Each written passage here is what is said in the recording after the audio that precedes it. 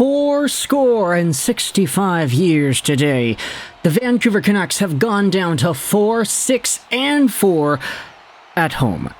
Because they lost, yet again, this time in overtime to the St. Louis Blues, 4-3. A lot of fours in this commentary so far. However, the biggest story about this game was the fact that Vancouver Canucks starting Vezina caliber goaltender Thatcher Demko did make his grand debut in the 2024-2025 NHL season. This was the first game Demko had started since the playoffs last season. The guy played one game against Nashville and then had not suited up the entire time after that. There were rumors that if the Vancouver Canucks made the third round, Demko would have been able to play. They didn't make the third round. Demko didn't play. And then, come the start of the regular season, we didn't see anything out of Demko. He was not there in the preseason, he was not there in the regular season, and now we're a quarter of the way through. It's December 10th, and Demko finally makes his first start of the year, going all the way back to April 21st, 2024. It's been a while. And unfortunately for Thatcher Demko, he gets back to Vancouver hockey, he gets back to delivering depressing press conferences after the fact. Because the thing is, you can say that Thatcher Demko let in 4 goals on 25 shots against. Oh, that save percentage is not great. Where's that Vezina caliber 920 plus save percentage that you could have expected out of this guy? But think about the chances that this guy faced. Oh my goodness, like even though Thatcher Demko did allow 4 on 25, he could have realistically allowed maybe 5 or 6 more. The guy had to stop so many breakaways and odd man rushes for the St. Louis Blues. We had spoken about this earlier in today's show. Rick Tocchet calling out the Blues for being a rush-heavy team, saying, hey, they're really good at that. That's going to be what we need to focus on. Tampa is a good lateral team. They move the puck really well from left to right. That's how they had scored the majority of their goals in the game on Sunday. And now they're playing a rush-heavy team in St. Louis. They get a lot of odd man rushes. They get a lot of breakaways. The Canucks are going to need to keep an eye on that. And they didn't. All the breakaways that came in this game, shorthanded or otherwise, the Vancouver Canucks did not play a good defensive game against a system that they knew was going to give them trouble if they didn't adjust. And it bites them in the behind with a 4-3 loss here on home ice. Now, sure, the Canucks had their opportunities to win this. They did get screwed over by the refs. They did force a comeback in the third, tied things up and sent it to overtime. But ultimately, there were too many factors that went against Vancouver, and they weren't able to overcome them. That's it.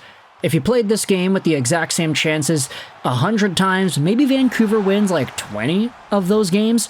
And it's kind of funny because the Canucks did have enough chances to give themselves a 60-something% deserved to win-o-meter score on MoneyPuck.com. MoneyPuck said Vancouver should have won this game because of the amount of chances that they had. But honestly, when you think about the kinds of chances these teams were getting, sure, the Canucks did fumble it a little, but I do think that with the amount of breakaways Vancouver was giving up and the amount of rushes that St. Louis was able to take and capitalize on, at the end of the day, you get paid to convert, and having chances is great and all, but if you're not putting the puck in the back of the net when you get those chances, the score sheet at the end of the day will still read an L. Anyways, the first goal of the game was actually scored by Vancouver. It's odd to see them get the first goal. They haven't really been doing that much this season, but Garland ends up doing a really nice stutter step to get around Ryan Suter on the rush. He gets around the oldest skater in the NHL. Oldest skater, not oldest player. Oldest player is Marc-Andre Fleury, but Garland comes in on a mini 2-on-1, throws it backdoor for Dakota Joshua to get his first goal of the season and his first goal since coming back from cancer, which is a great story to see. Everybody's happy for Dakota Joshua. Him starting things out 1-0 here in this game. Of course, it had to be assisted by Garland. Of course. However, just a minute 13 later, it's Zach Bolduc.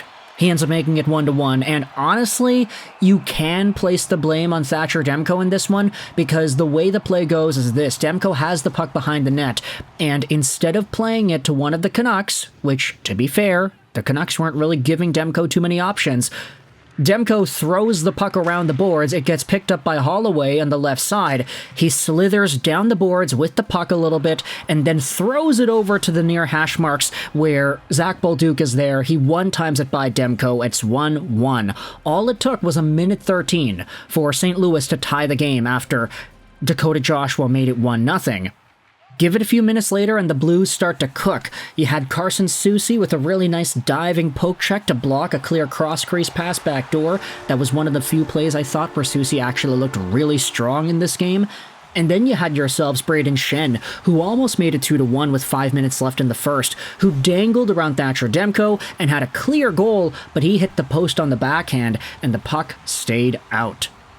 The Canucks don't stop, though, giving St. Louis some good chances because with 3 minutes to go in the first period, St. Louis took a penalty, and then the St. Louis Blues scored. Shorthanded breakaway goal for Robert Thomas. Really unfortunate play for Connor Garland, who fumbles the play, and it allows Thomas to go right in on the breakaway. He beats Thatcher Demco, so obviously you can't really blame the goaltender too much for that. Breakaways are never really the goalie's fault, but the fact that he had to face off against a breakaway, as well as have a bad turnover, which led to the 1-1 goal, it is very unfortunate that Demco, I think he allowed 2 goals in his first 5 shots against or something like that. But at the end of the first period, it is 2-1 St. Louis. But in the second period, this is where Vancouver really starts crumbling down defensively. Obviously, the 2-1 goal was a breakaway, but in the second, Jordan Kyrou had a little breakaway too. DeBrusk fumbled the puck in the neutral zone. Kyrou then takes it down the left side, walks right in, stopped by Demko, and then 2 minutes later, Dylan Holloway gets a breakaway too. He splits the D right down the middle, in between Noah Juleson and Carson Soucy. The lane is right there, and Holloway comes in on a break. It gets stopped up by Thatcher Demko, though. So, what the hell, man? Vancouver, you gotta stop giving up breakaways. A few minutes after that, Brock Boeser goes to the box for the worst penalty we could have seen called all year. He is on Colton Parayko in the St. Louis Blues corner. Parayko is leaning against Boeser, trying to protect the puck. Parayko falls down. Nothing's on his feet. Boeser's skate, Boeser's stick. It's nowhere near Parayko's legs. And then it's the referee at center who calls a trip on Boeser. It is the worst call all year. Worst call all year. By far. The commentary team, Sportsnet broadcasting team, everybody that was looking at this penalty was saying, terrible call. Absolutely terrible call. That does not belong in the National Hockey League. And the St. Louis Blues score right away, making it 3-1 because of that play. Take a bow, Jordan Kyrou. You just took advantage of a really big gift from the referees. Now, you know the refs had to even it up somehow. Brayden Schenn went over to the box immediately afterwards. And on this power play, Vancouver makes it 3-2. It's Elias Pettersson who scores after a just calamitous shift for St. Louis. You had sticks flying out of hands. Buchnevich didn't have a stick. It was a 5-on-3 at one point, and eventually Elias Pettersson tries to throw it backdoor to Connor Garland, but the puck goes off of Parayko and in, so Elias Pettersson gets the power play goal. It is 3-2 St. Louis heading into the third period, and this is where we start to see some other referee decisions that don't really look all too well. At the first minute of the third, Brock Boeser had a backdoor feed from Quinn Hughes and Elias Pettersson, but Boeser had his stick chopped out of his hands and he couldn't bury it. No call. A few minutes later, you had yourself St. Louis bouncing back with their own chance. Holloway had a 2-on-1 opportunity. He tried to slip it 5-hole on Demko. Beautiful save. And then on the rebound, Holloway gets stopped by Demko once again. The Canucks get a few power plays. They're not able to convert. Max Sasson had a point-blank breakaway by himself. He's not able to convert.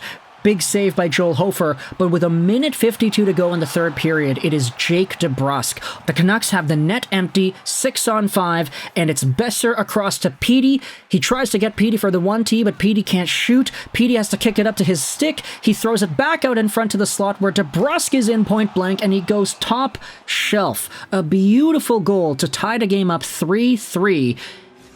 And Vancouver, they're still back in this game.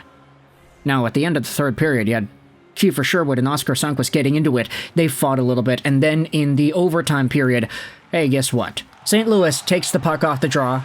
They don't lose possession. Vancouver loses in overtime because of a bad change. Jake DeBrusk didn't really catch his man coming in, and it's Dylan Holloway who comes in and snipes it top shelf on Thatcher Demco as he has an open lane down the right side. 4-3 St. Louis is the final score, and I feel bad for Thatcher the Snatcher.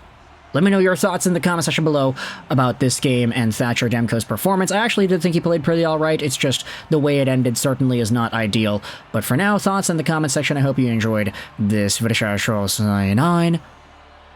And bye.